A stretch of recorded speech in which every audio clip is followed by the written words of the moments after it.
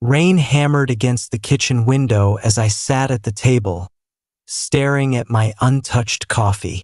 It was past midnight on a Friday, and Emily had texted hours ago that she'd be home after a quick happy hour with her new coworkers. The clock on the microwave blinked 12:47. No key in the door. No follow-up message. My phone buzzed on the counter. I grabbed it too fast. A notification from her Instagram story. A blurry shot of neon lights, champagne flutes, and laughing faces I didn't recognize. The caption read, "Living my best life." I set the phone face down and rubbed my eyes. The front door finally opened at 1:12. She stepped inside, raincoat dripping, cheeks flushed from cold or alcohol or both. Her hair was damp, curled tighter than usual, and she smelled like wet pavement and someone else's cologne. Something sharp and expensive. "Hey," she said, kicking off her boots. She didn't look at me right away. "Hey," I answered. "You okay?" I was getting worried. She laughed, a little too loud. "Worried? I told you I was going out with the team. It just ran long." I nodded slowly. "You said you'd be home by 10. She shrugged off her coat and hung it on the hook.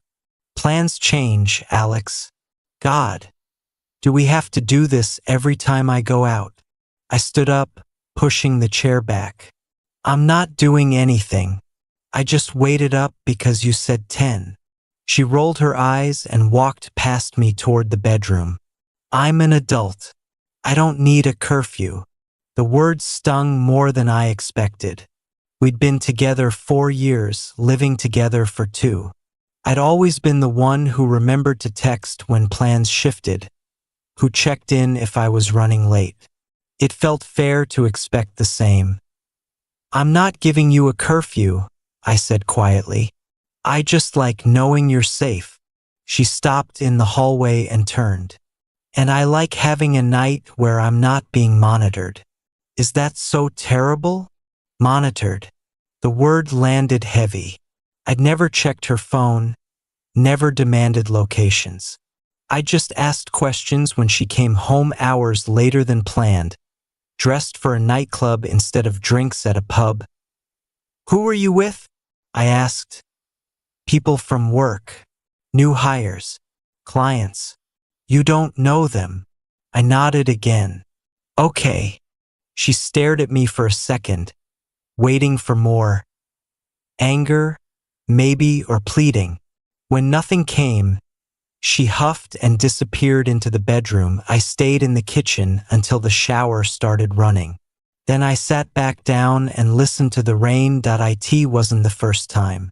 Over the past year, since her promotion to senior project lead, the late nights had become routine. The vague plans, the new friends with cryptic group chats, the way her phone now lived in her hand. Screen angled away from me, I tried to adapt. I cooked less elaborate dinners because she rarely made it home in time. I stopped planning weekend trips because she always had work events. I told myself it was temporary. Success came with a social price.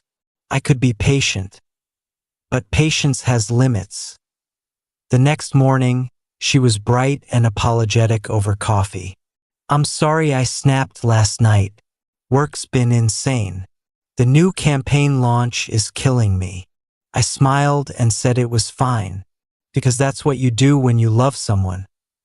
But something small inside me shifted. 3 weeks later, it happened again. She texted at 7.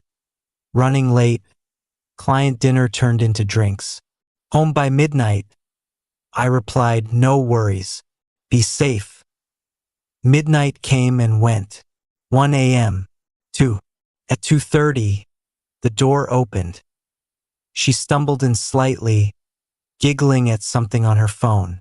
Her blouse was untucked, lipstick faded. She froze when she saw me on the couch, light still on, book closed on my lap. "You're still up?" she asked. "Couldn't sleep?" I said.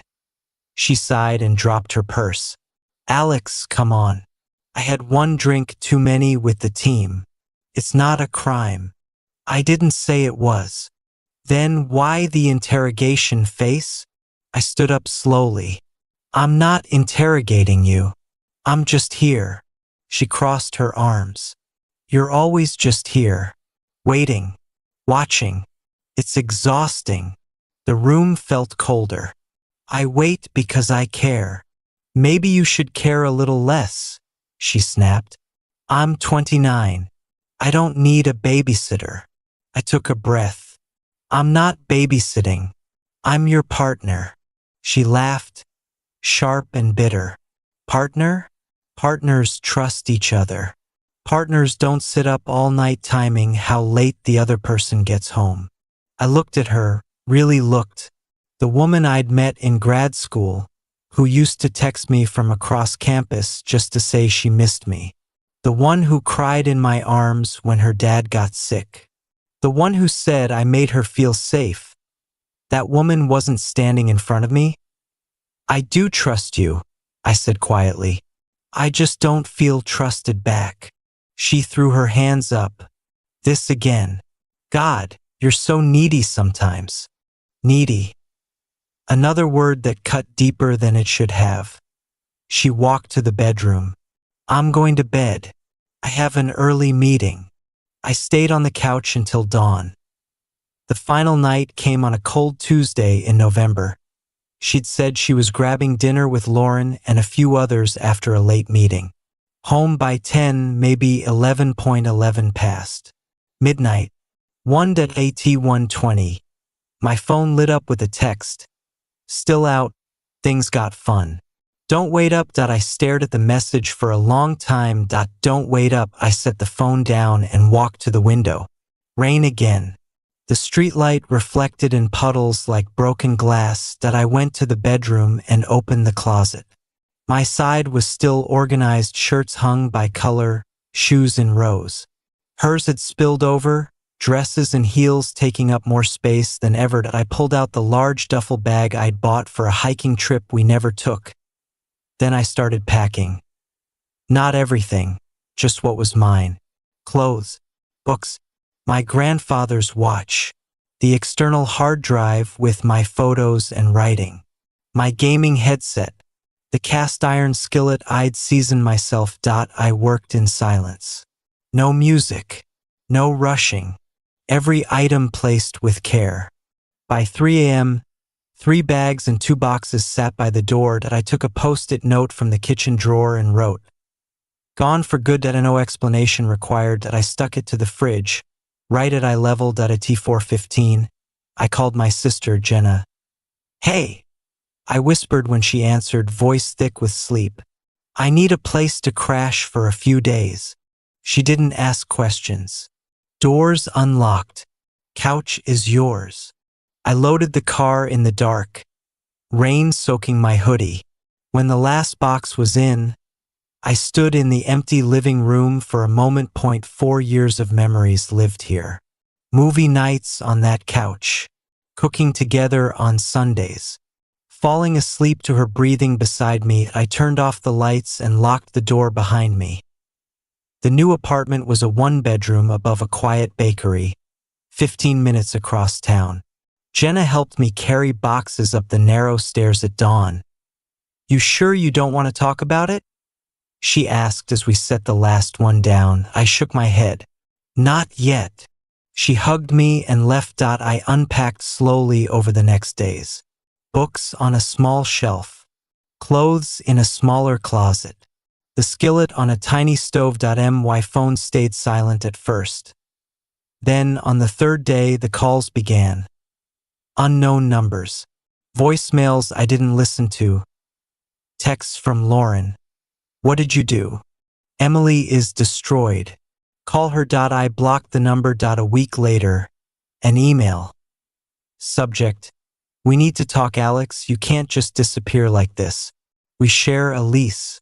There are bills, furniture, things we bought together. This is immature and cruel. I deserve an explanation. At the very least." Respond about practical matters. Emily I forwarded the email to our landlord with a short note. As of November 14th, I have permanently vacated the apartment. All responsibility for the lease now falls to Emily Carter. Please remove me from all documentation.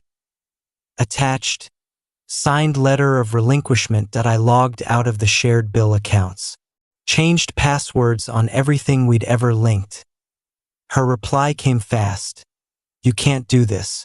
We need to discuss. This isn't fair. I didn't respond. The voicemail came 2 weeks later, from a number I didn't recognize. Her voice was shaky, raw. Alex? It's me. Please pick up. I came home and everything was gone. Your books, your clothes, your stupid skillet. Even the coffee mug I hated. The note. God, that note. I didn't mean it like that. I was angry. I was stressed. The new job. It changed me. Okay? I got caught up in the attention, the nights out, feeling wanted. But it wasn't real. You were real. You are real. Please just tell me where you are. Tell me why you did this. I just need to understand. I miss you so much it hurts to breathe. I listened once, then deleted it, blocked the number. The last encounter came 3 months later. I was at the farmer's market on a Saturday morning, picking out apples, when I heard my name that I turned. She stood 10 feet away, thinner than before, dark circles under her eyes. Her hair was shorter. She wore a coat I didn't recognize. Alex, I nodded. Emily. She stepped closer. I've been looking for you. I know. Her eyes searched my face. You look good. Calm. I am. She swallowed.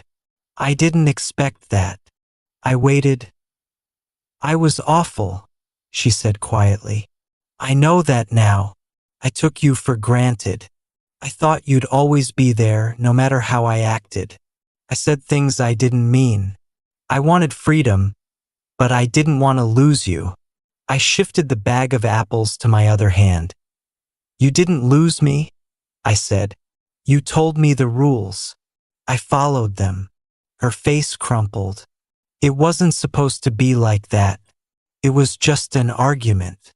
No, I said gently. It was a declaration, and I respected it. Tears filled her eyes. I hate what I became. I hate that I hurt you. I hate that you're gone. I looked at her for a long moment. I'm not gone, I said. I'm just not there anymore. I stepped around her and walked away. She didn't follow. Some nights, I still feel the echo of what we had. The warmth of her hand in mine during long drives. The way she laughed at my terrible jokes. But the ache is quiet now. Manageable. I cook for one. I read late into the night. I go hiking alone and don't text anyone my location. That I've started writing again. Stories, not just work emails. That I've made new friends who don't know the old version of me. And when I come home to my small, bright apartment, the silence isn't heavy. That it's mine. That I kept the skillet. It makes the best eggs. And every time I use it, I remember, I don't owe anyone an explanation for choosing peace. Not anymore.